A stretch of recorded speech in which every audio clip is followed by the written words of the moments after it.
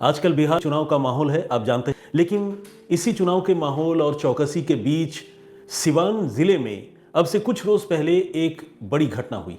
हुआ यूं कि 30 अक्टूबर की सुबह सिवान जिले में एक जगह है जिसका नाम है दरौंदा।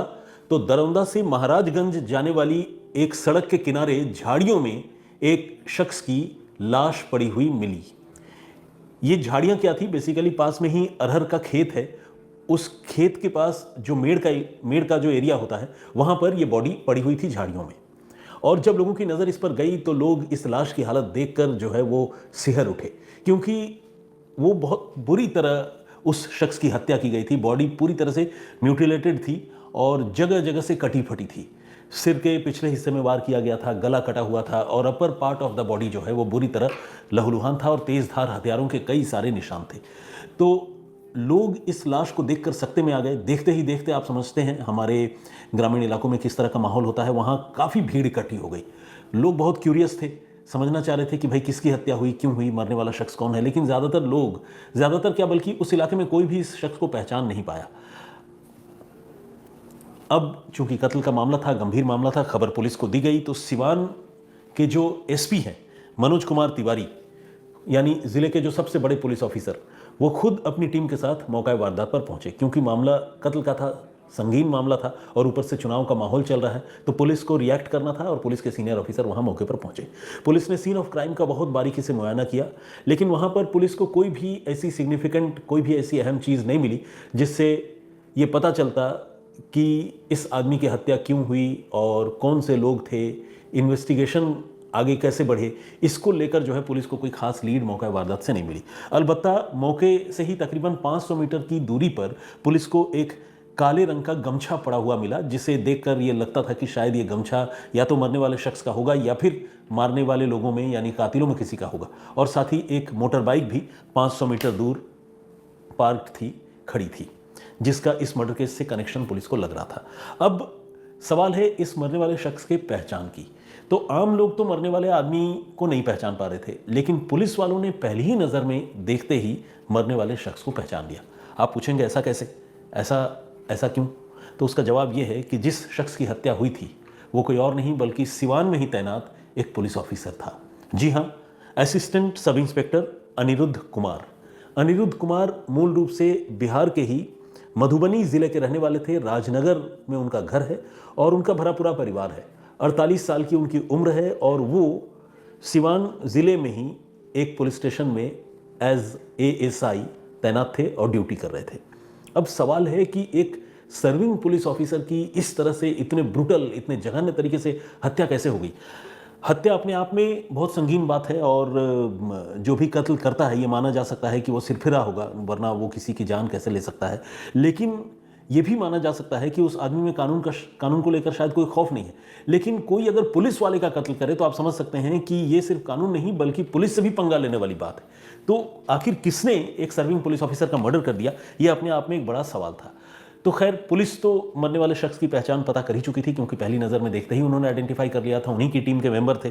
और फिर उनकी बॉडी को पुलिस ने वहाँ से रिकवर करके पोस्टमार्टम के लिए भिजवाया।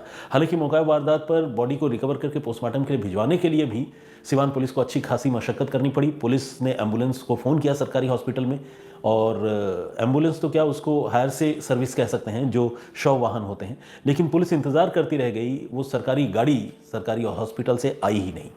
आखिरकार पुलिस वालों ने खुद अपनी जीप में उनकी बॉडी को रखा और उसके बाद पोस्टमार्टम के लिए लेकर गए। दिन जैसे जैसे आगे बढ़ा और शाम होता गया, तब तक जो है मीडिया के लोग, खासकर अखबार के जो पत्रकार हैं वो एक्टिव हुए। मीडिया के लोग तो खैर सुबह से ही एक्टिव थे, क्योंकि मौका वारदात पर उनकी मौजूदगी थी, उन्होंने सीन ऑफ क्राइम पर फुटेज शूट किए। लेकिन शाम होते होते पूरे शहर को, मीडिया वालों को ये पता चल गया कि जिस शख्स की हत्या हुई है वो कोई मामूली आदमी नहीं बल्कि एक पुलिस वाला है और assistant sub inspector Anirudh Kumar की हत्या कर दी गई है।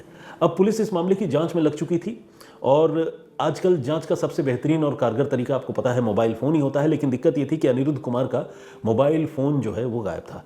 वो सिवान में जहाँ पर रहते थे, जहाँ उन्होंने कमरा किराए पर ले रखा था, वो वहाँ पर भी पुलिस पहुंची, लेकिन वहाँ पर भी उनका मोबाइल फ़ोन नहीं मिला। ऐसे भी मोबाइल फ़ोन कोई घर में रखकर कहीं जाए, ऐसा आमतौर पर तो नहीं होता। आजकल तो ज़माना ऐसा है कि इंसान मोबाइल फ़ोन लेकर वॉशरूम में भी चला जाता है। तो बाहर जाएगा तो मोबाइल फ़ोन तो लेकर जाएगा ही। तो मोबाइल फ़ोन अनिरुद्ध का गायब था और इसके साथ ही अनिरुद्ध कुमार का जो पर्स था और जो दूसरी चीज़ें थी वो सारी चीज़ें नदारद थी। अब पुलिस को ये पता करना था कि कातिल कौन थे, तो पुलिस ने ये जो मोबाइल फ़ोन है उसको सर्विलांस पर लगाने का फैसला किया, लेकिन इनिशियल इन्वेस्टिगेशन में पुलिस ने देखा उनका फ़ोन स्विच ऑफ है। पुलिस ने अलबत्ता इस मामले की छानबीन पैरेलली शुरू की। एक तो अपने मुखबिरों के जरिए पुलिस ये पता लगाने लगी कि अनिरुद्ध कुमार की ऐसी किससे दुश्मनी थी जिसने इतने घातक तरीके से, इतने भयानक तरीके से उनकी हत्या की। और दूसरा, पुलिस ने अनिरुद्ध के मोबाइल फ़ोन की CDR यानी कॉल डिटेल रिकॉर्ड भी निकलवाया और CDR निकलवा कर पुलिस ये देखना चाह रही थी कि अनिरुद्ध की आखिरी टाइम में किससे बात हो रही थी और जब उनकी हत्या हुई उससे पहले किससे मोबाइल फ़ोन पर उनकी बातचीत हुई थी। इस कड़ी में पुलिस को एक कामयाबी मिली। सिरसांव नाम का एक गांव है जहां पर ये बॉडी मिली थी। मैंने तो आपको बताया कि दरौंदा और महाराजगंज रोड पर ये जगह है जहां से ये बॉडी रिकवर हुई थी, लेकिन जिस जगह से बॉडी रिकवर हुई वो एरिया जो है सिरसांव गांव का पड़ता है। तो पुलिस ने सिरसांव गांव के आसपास भी पता किया कि भाई यहाँ आखिर इंस्पेक्टर साहब क्यों आए थे और रात के वक्त में हत्या हुई, इस तरह की आशंका थी। पूरे सीन ऑफ क्राइम को देखकर ऐसा लग रहा था, बॉडी के कंडीशन को देखकर लग रहा था कि बहुत पुरानी लाश नहीं है। 29 और 30 अक्टूबर की रात को यह हत्या हुई थी ऐसा माना जा सकता है। तो इंस्पेक्टर साहब वहाँ एक रात पहले क्यों आए थे ये भी अब पुलिस को पता करना था। तो पुलिस मुखबिरों के जरिए भी पता कर रही थी और CDR के जरिए भी पुलिस पता कर रही थी। मुखबिरों के जरिए पता करने से पहले पुलिस ने CDR में यह देखा कि एक पर्टिकुलर नंबर पर इंस्पेक्टर साहब की बातचीत हुई थी। अब पुलिस ने जब उस नंबर के बारे में पता किया तो पता चला कि वो नंबर एक लड़की का है जो पेशे से एक डांसर है। जैसे मुंबई में बार डांसर होती हैं उस तरह से बिहार में भी डांसर एक पेशा है और बहुत सारी लड़कियां बिहार और उत्तर प्रदेश में इस पेशे से जुड़ी हुई हैं जो स्टेज में अपना परफॉर्मेंस देती हैं। लेकिन कई बार ऐसी लड़कियों को अश्लील हरकतों का भी शिकार होना पड़ता है और कई बार डांस भी जो है वो अश्लीलता की सारी हदें पार कर जाती हैं। तो इसीलिए एक ग्रे एरिया ज़रूर है इस प्रोफेशन को लेकर और बहुत सारे लोग जो हैं लोग डांस देखना तो पसंद करते हैं। मैंने ये भी देखा है कि डांसरों के साथ लोग किसी भी हद तक, बहुत सारे वीडियोज़ मैंने देखे हैं जिसमें लोग बदतमीज़ी भी करते हैं। लेकिन ऑब्वियस सी बात है, कोई नहीं चाहता कि वो डांसर बने या उसके घर की कोई लड़की डांसर बने। तो ये भी एक कॉन्ट्रास्ट है सोसाइटी में हम लोगों के। तो खैर, ये मोबाइल फ़ोन की CDR से ये पता चला कि अनिरुद्ध कुमार की लास्ट टाइम पे एक लड़की से बात हुई थी जो डांसर है और जिसका नाम है निहारिका। तो अब पुलिस निहारिका को ढूंढने लगी, लेकिन निहारिका का मोबाइल फ़ोन भी जो है वो स्विच ऑफ आ रहा था। पुलिस ने अब मुखबिरों के जरिए पता करना शुरू किया कि ये निहारिका का क्या चक्कर है और अनिरुद्ध की निहारिका से कैसे बात होती थी। तो मुखबिरों ने यह बताया कि सिरसांव गांव में जहां पर इंस्पेक्टर साहब की, सब इंस्पेक्टर साहब की लाश मिली है, उस जगह पर एक डांस ट्रुप जो है पिछले कुछ समय से किराए के एक मकान में रह रहा था। इस ट्रुप में कई लड़कियां भी थी और कई सारे पुरुष मेंबर भी थे जो डांस पार्टी ऑर्गेनाइज किया करते थे और अलग अलग जगहों पर जाकर परफॉर्मेंस दिया करते थे। तो इस ट्रुप के बारे में जब पुलिस को पता चला तो पुलिस को यह भी जानकारी मिली कि इसी ट्रुप में काम करने वाली एक लड़की के साथ इंस्पेक्टर साहब की, ASI साहब की बड़ी नज़दीकियां थी और उसको लेकर एक आध बार जो डांस ट्रुप है उसके साथ ASI साहब की लड़ाई झगड़ा भी उनका हुआ था। और इस लड़ाई झगड़े को कुछ गांव के ही लोगों ने मीडिएट करके शांत भी करवा दिया था और दोनों पक्षों को समझा बुझाकर इस मामले को रिजॉल्व कर दिया था। तो ये जानकारी पुलिस को अपनी इन्वेस्टिगेशन के क्रम में मिली जो एक क्रूशियल इन्फॉर्मेशन थी। अब पुलिस ने उसी डांस ट्रुप के बाकी साथियों के बारे में पता करना शुरू किया और एक एक कर पुलिस को कई लोगों के नाम पता चले और उसके साथ ही कई लोगों के मोबाइल नंबरों का भी पता चला।